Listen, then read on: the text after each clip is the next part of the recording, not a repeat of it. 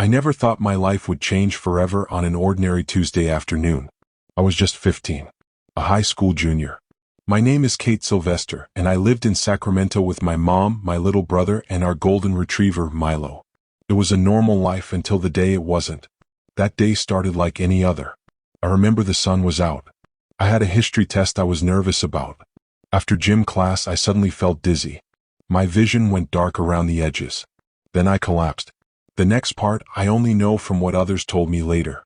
They said I had a cardiac arrest. My heart just stopped. For 7 minutes I wasn't breathing. No heartbeat. No movement. Just stillness. The nurse ran in. They tried CPR. The ambulance came fast. But I wasn't there anymore. Where I went during those 7 minutes, it's hard to explain with words. But I'll try. I remember floating at first. My body was gone, but I was still me. It felt like I was rising softly, like a feather caught in a gentle breeze. I didn't feel scared. I didn't even look back. I was being pulled toward something beautiful. There was a light ahead, brighter than the sun, but it didn't hurt to look at it. It was warm. It called to me. As I moved toward the light, everything else faded. I forgot about school. I forgot pain. I forgot fear. I was wrapped in peace, like I was being held by something invisible and safe. Then I was standing in a place that wasn't like any place on earth. The colors were alive. I mean, really alive. The sky shimmered like liquid gold. Everything around me felt full of love. Not just a feeling, but love that had a weight, a presence. It was like I was standing in the middle of God's heart. I don't know how else to say it. And then I saw him. Jesus. He didn't walk toward me. He was just there. Like he had always been there, waiting. He looked at me like I was the most precious thing he had ever made. His eyes, they saw everything. Every part of me. Every fear. Every doubt. Every time I had felt alone or unloved. And yet all I felt from him was love. I couldn't speak. I didn't need to. He smiled at me, and somehow I understood his thoughts as clearly as if they were my own. He told me I wasn't alone. That I had a purpose. That my life mattered. I wanted to stay there forever. But then he showed me something important, something that shook me deep inside. First, he took my hand, not physically, but I felt it like a current of safety rushing through me. Then, together, we began to move through a tunnel of light. It wasn't narrow or scary. It was endless, alive, and full of peace. The deeper we went, the more I felt like I was remembering something I had always known but had forgotten. Then he stopped. Around us it was quiet. So, the light grew brighter until everything else faded away. Then, like a story unfolding inside me, I saw it. I saw the earth, our world, and I saw people, billions of them. Some were laughing, some crying, some running through their lives like machines. Everyone was busy, their heads down, eyes locked on phones, hearts full of worry or anger or sadness. So many people were hurting and didn't even realize it. So many were searching but not sure what for. Jesus looked at me with sadness in his eyes. Not the kind that punishes, the kind that aches for his children. The kind that waits at the door, knocking, hoping we'll open. Then he began to show me the signs. The first was a sound. He said there would be a sound, so powerful and strange that people would stop in their tracks. It would last for 7 minutes. It wouldn't come from an instrument or machine, but from the heavens. Some would say it was thunder. Others, music. But deep down, every heart would feel it. It would stir something forgotten, reminding people of love, of truth, of what they had pushed away. During those 7 minutes, people would begin to forgive. Some would cry. Some would fall to their knees. Old wounds would begin to heal. Not all at once, but it would be the beginning. Then he showed me the second sign. 3 nights of lights. Not ordinary lights. These were colors I had never seen before. They danced across the sky, purples and blues and golden rivers of fire. All over the world, people would look up in silence. Some would feel fear, but many would feel awe. In that stillness, hearts would begin to open. Families would pray together. Strangers would hold hands. The lights would be a call to prepare, to search their hearts, to return to what matters most. Then came the third sign. An hour of silence. Not quiet, silence. All machines, all electricity, all screens would stop. Phones would go dark. Cars would pause. Airplanes would land. Everything human-made would rest. The whole earth would hold its breath. In that hour, people would face themselves. Not in a scary way but an honest one. Some would talk to God for the first time. Some would listen. Some would cry into the arms of people they loved. It would be a gift, one last deep breath before the storm. Jesus looked into me and his voice filled my soul. These signs are not punishments, Kate. They are mercy. They are rescue. They are a door before it closes. And then, he showed me the days of darkness.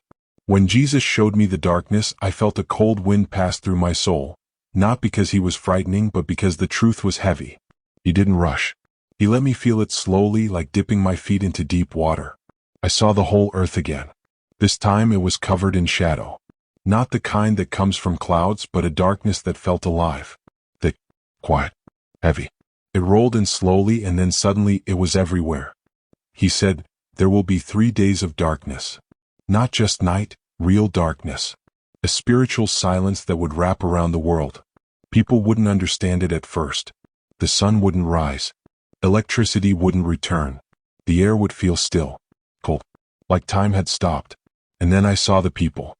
Some screamed. Some panicked. Some just sat in silence. They had no phone to distract them, no noise to cover the ache in their hearts. Everything they had used to run from the truth, the TV, the scrolling, the pretending, was gone. But others lit candles. Others began to pray. Others held the hands of people they had pushed away for years. I saw fathers hugging their children for the first time in months. I saw neighbors sharing food. I saw people repenting, crying, loving. Jesus said this darkness wasn't to destroy, but to rebuild, to bring people back, to strip away everything that doesn't matter and reveal the light inside. I asked him, why do they have to go through all that? And he looked at me with the deepest love I've ever felt, like he could see every soul and still believe in us. Because they've forgotten, he said. They've forgotten how to be still, how to hear me, how to hear each other. But in the silence, they will remember.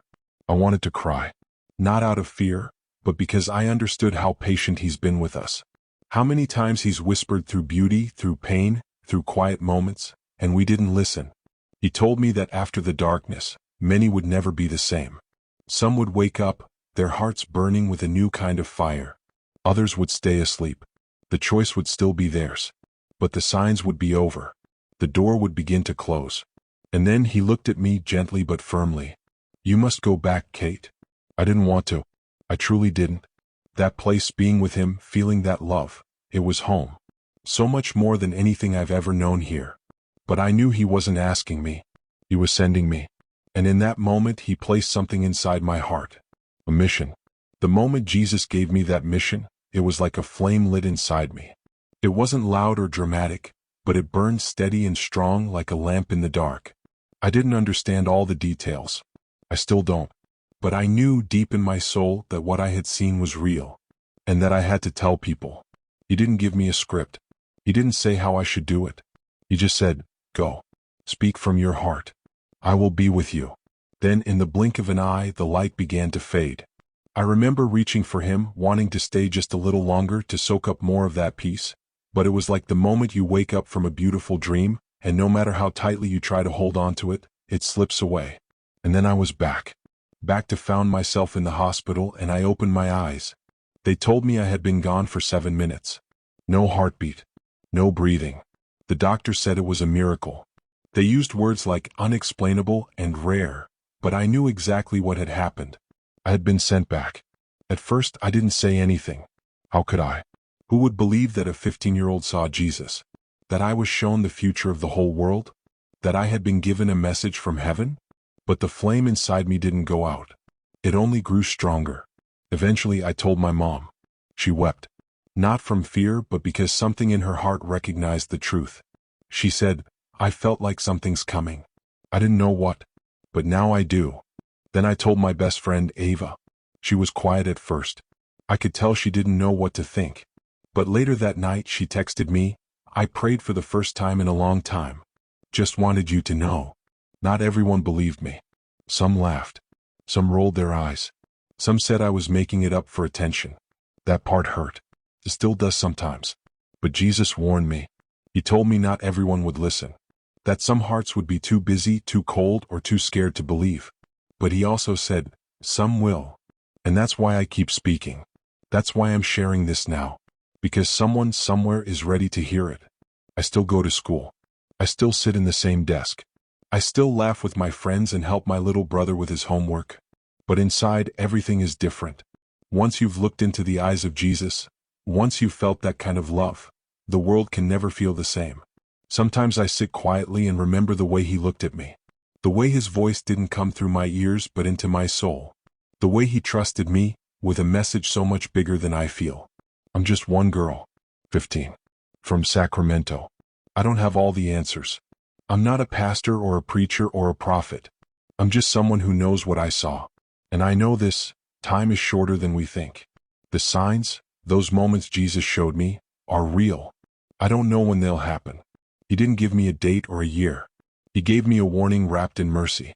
A chance for us to wake up before the shaking begins. The 7-minute sound, the lights in the sky, the hour of silence, and then the 3 days of darkness. They are not punishments. They are a rescue. A way for God to shake our hearts gently before the world gets too loud to hear Him anymore. You still have time. Right now, while the sun still rises, while your heart is still beating, while your phone still works and the world still spins, you have time to turn back. To forgive that person. To put the phone down and really talk to someone. To pray. To sit in silence and just ask God, are you real? Because He is. This message isn't about fear. It's about love. The kind of love that gives warnings, like a parent who grabs your hand before you walk into traffic.